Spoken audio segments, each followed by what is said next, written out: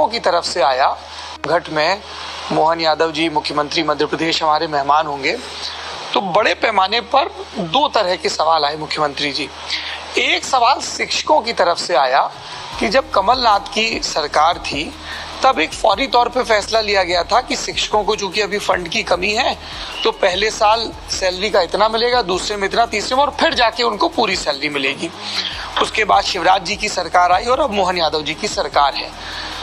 क्या शिक्षक ये उम्मीद कर सकते हैं कि अब उनको पहले वर्ष से ही पूरा वेतनमान मिलेगा? इसको लेके कुछ विचार है?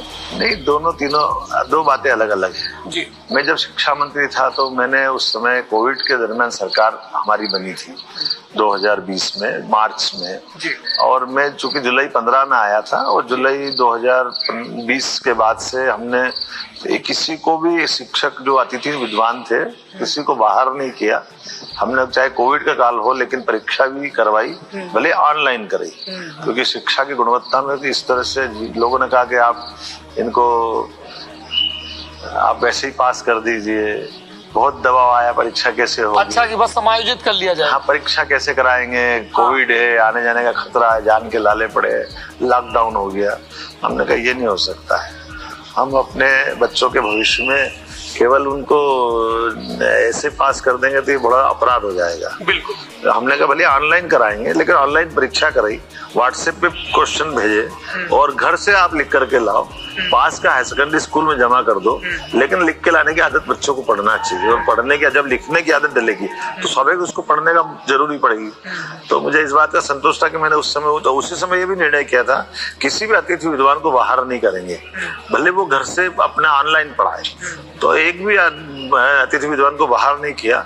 फिर 30,000 रुपया हमने उनको उस समय वेतन दिया था और बाद में बढ़ा के 50,000 तक कराया था मैंने अपने कॉलेज के शिक्षकों का। और अभी चूंकि नई सरकार का गठन हुआ है, हम इस पर विचार कर रहे हैं कि जो अतिथि विद्वान स्कूल वाले हों, कॉलेज वाले हों, इनके जीवन में ये कैसे समायोजित हो सकते हैं, क्या इनका अच्छा हो सकता है, ये लोकसभा चुनाव के बाद हम बैठ करके उनसे विचार करने वाले हैं। और सरकार गंभीर भी है इसमें। पटवारी भर्ती को लेकर भी मुख्यमंत्री जी दोनों तरह की बात हुई।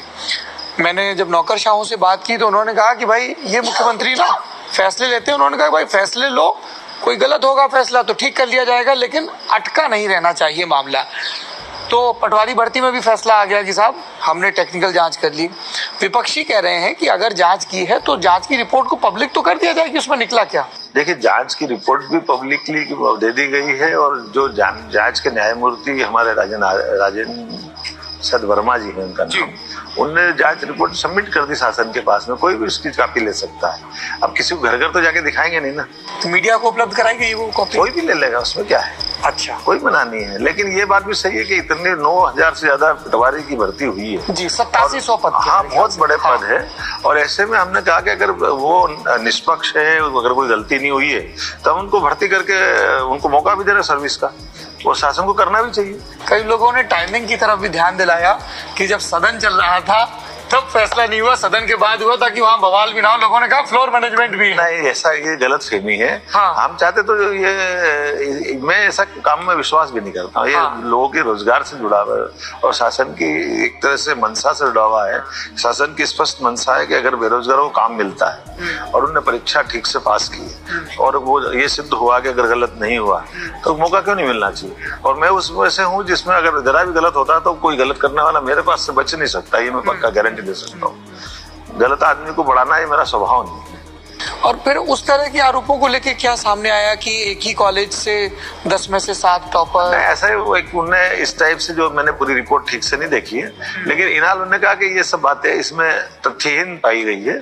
स्वाभाविक रूप से कुछ बातें ऐसे जिसको लगा था उन्होंने बात रख दी, लेकिन ऐसा उसमें कुछ उन स्पेसिफिक कैंडिडेट्स पे कुछ इंक्वायरी वगैरह नहीं। ऐसा जो पूरी रिपोर्ट यही है कि एक तरह से जो जिस ढंग से परीक्षा हुई वो परीक्षा ठीक ठाक ढंग से हुई है। मैं अभी जो सरकार की हालिया उपलब्धियों के बारे में देख रहा था तो इसमें ये चर्चा भी आई कि किस तरीके से भर्ती को लेके कि भाई सब ठीक से भर्ती हो, बड़े पैमाने पर भर्ती हो। तो छात्रों के एक वर्ग ने तो इस पे बड़ा उत्साह दिखाया, पर दूसरे वर्ग ने ये ध्यान दिलाया कि कितने पुराने रिजल्ट्स हैं या भर्तियां हैं जो अलग अलग चरणों में अटकी हुई हैं। कहीं हो रिजर्वेशन को लेकर, हम आपको बताना चाहेंगे कि हमारे पास आज की स्थिति में लगभग 28,000 के आसपास ऐसी भर्तियां हम एक साथ सभी को ज्वाइनिंग देना है।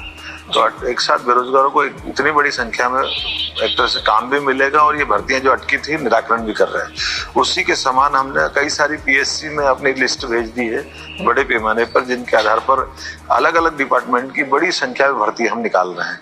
और भर्ती निकालने के पीछे भाव ये है कि अगर हमारे पद की उपलब्धता है तो भर्ती क्यों नहीं करना चाहिए। ये अलग बात है कि कई मसलों में कोर्ट के कारण से भी, आरक्षण के अलग अलग इशू के कारण से भी कुछ इशू थे, लेकिन हम सॉर्ट आउट कर रहे हैं कि भाई ये समाधान करके हमको हालत में भर्ती कराना है।